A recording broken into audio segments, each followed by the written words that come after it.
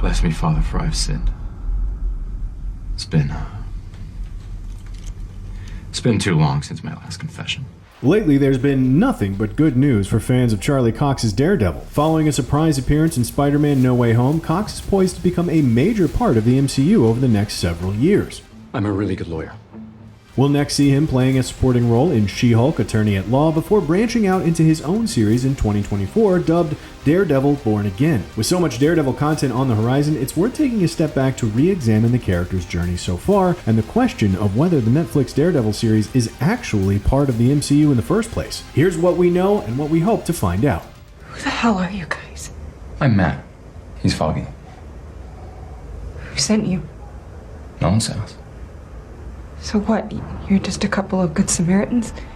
Cox had already spent years playing the part of crusading attorney and nighttime vigilante Matt Murdock by the time he made his first official MCU appearance in No Way Home. Cox previously starred in all 3 seasons of Netflix's Daredevil series, as well as the Defenders crossover series. In those days, Marvel's movie and TV divisions were overseen by different executives, and the shows weren't nearly as closely intertwined with the movies as they are now. The Netflix show opens early into Matt Murdock's costumed career. Season 1 shows Matt and his BFF/fellow lawyer Foggy Nelson as they struggle to establish their new firm in the heart of Hell's Kitchen. All right, shake it. I gotta go grab a cop. Ugh, Foggy. Kidding, NSA, if you're listening. But seriously, yeah. But when justice in the courtroom proves elusive, Matt hits the streets to exact his own form of justice. Over the course of Season 1, Matt, Foggy, and their new secretary, Karen Page, slowly unravel a conspiracy involving many of the city's most powerful crime families. At its center is Wilson Fisk, a supposedly philanthropic businessman intent on ruling the criminal underworld. We also learn more about Matt's troubled past and the accident that robbed him of his sight but enhanced his other senses. His father, a struggling boxer, was killed by the mob after refusing to throw a fight. Only under the guidance of his sensei, Stick, was Matt able to master his overwhelmed senses and become a ninja lawyer. By the end of Season 1, Daredevil gains his signature armored costume, defeats Fisk, and exposes his crimes, but, as is the running theme with Daredevil in both the comics and live action, every victory is followed by many more defeats. Season 2 pits Daredevil against Frank Castle, a fellow vigilante waging a lethal one-man war on crime. He's also reunited with his ex-girlfriend Elektra Nachos, who is now a ninja waging her own war on the undead cult known as the Hand.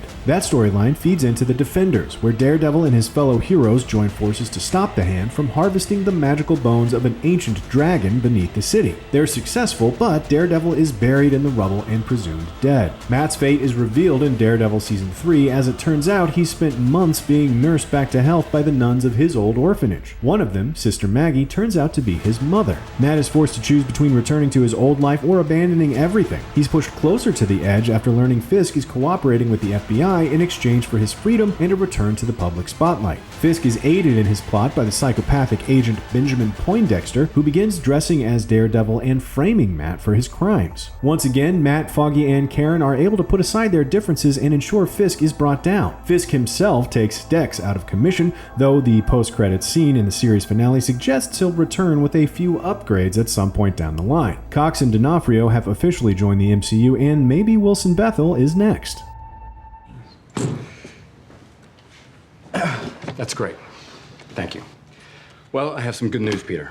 I don't believe any of the charges against you are going to stick. While Cox's Daredevil already has a well-established background prior to his No Way Home and She-Hulk appearances, we're still not sure whether the Netflix series is being treated as part of the official MCU canon. If Marvel's Agents of S.H.I.E.L.D. is any indication, Marvel Studios may not have much interest in referencing shows that weren't produced under their umbrella. At this point, we haven't seen enough of Matt Murdock or Vincent D'Onofrio's Wilson Fisk in the post-Netflix era to know one way or the other. According to D'Onofrio, he's still playing the same version of Fisk in shows like Hawkeye and the upcoming Echo spinoff. However, there are some inconsistencies in Fisk's portrayal in these newer shows, including his more flamboyant personality and the fact that he seems to have genuine superhuman strength in Hawkeye. Not to mention the fact that Hawkeye never references Fisk's wife Vanessa or explains how he escaped prison again. As for Matt, we don't have any evidence yet that this version of the character has even begun his costume career. Yes, the Daredevil series made a few passing references to the Battle of New York. As I was telling you, senior associate. This office was barely touched by the incident. But that doesn't mean the show wasn't taking place in an alternate universe. And while he will suit up as Daredevil in She-Hulk Attorney at Law, he's not wearing the same costume as in the Netflix series. This red and yellow Daredevil suit is modeled after Daredevil's earliest comic book appearances, which could be a telltale clue that this version of Matt Murdock is just dipping his toes into the superhero waters. On the other hand, the Loki series has shown us that not all variants look or behave the same. Maybe this version of Matt Murdock just has a slightly quirkier fashion sense. Ultimately, this mystery may not be resolved until Born Again. That is where we're likely to see supporting characters like Foggy and Karen and villains like Bullseye. If Marvel brings back the entire cast of the Netflix series and references the loose ends from Daredevil Season 3, then we'll know Born Again is meant to be a direct continuation. But if certain roles are recast or the show reboots the Matt Murdock-Wilson Fisk rivalry, that will be the final nail in the coffin for Netflix's Marvel Universe. Marvel will have established once and for all that the Netflix characters are multiverse variants of the ones appearing in the MCU. What are you going to do with that?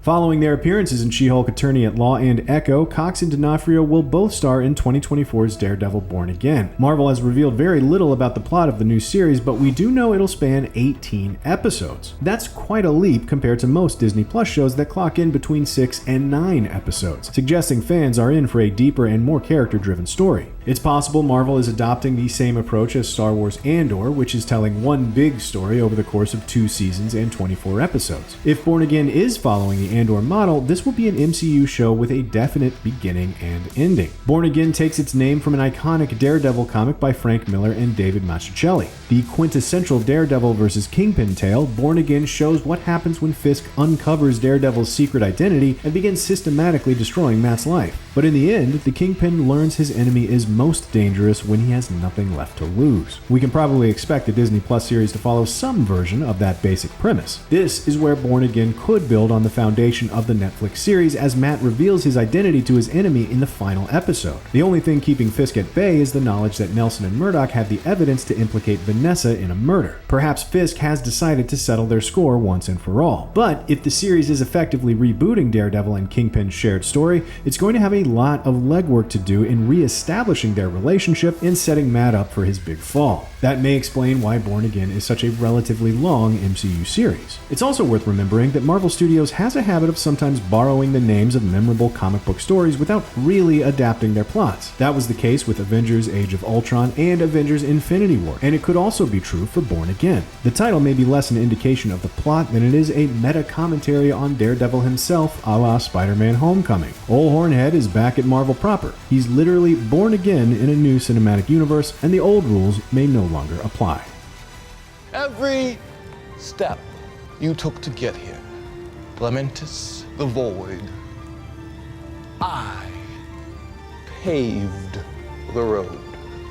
Thanks to Marvel's Comic-Con panel, we know a lot more about the next 2 phases of the MCU. Marvel is in the midst of the Multiverse saga right now, and it's all building to Avengers The Kang Dynasty and Avengers Secret Wars in 2025. For Daredevil fans, the question is how, or even if, Matt Murdock will fit into that roadmap. Daredevil has his own little corner of the MCU carved out, but does he have a part to play in the return of the Fantastic Four or the rise of Kang the Conqueror? In the comics, it's pretty rare to see Daredevil serving as an official, card-carrying member of the Avengers, but he does tend to team up with his fellow New York City heroes on a regular basis. We've lost count of how many times Daredevil and Spider-Man have crossed paths over the years. Daredevil is also playing a role in the animated series Spider-Man Freshman Year. Even though that show looks to be set in an alternate universe, Marvel may want to explore that relationship in the next Spider-Man movie too. The Born Again series may also put a new spin on a crossover from the climax of that series, as Daredevil battles the mentally unstable super soldier Nuke. Captain America and the Avengers arrive on the scene to lend a helping hand. There doesn't appear to be a formal Avengers team active in the MCU these days, but perhaps Born Again could feature a guest appearance from the Thunderbolts instead.